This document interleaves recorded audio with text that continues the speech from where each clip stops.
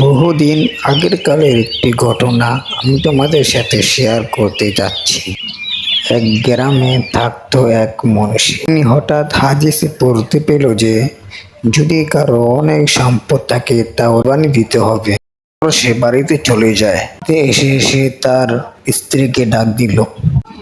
এখন সে তার স্ত্রীকে বলতেছে, দেখছো, আমাদের একটা গরু আছে, চলো আমরা গরুটাকে কোরবানি দিই। আমাদের ধন সম্পদ তো কোনো কিছুর কম নেই, আমাদের তো কোরবানি ফরজ হয়ে গেছে। তখন তার স্ত্রী রাগ করে বলে, কেন আমি কোরবানি দেব না?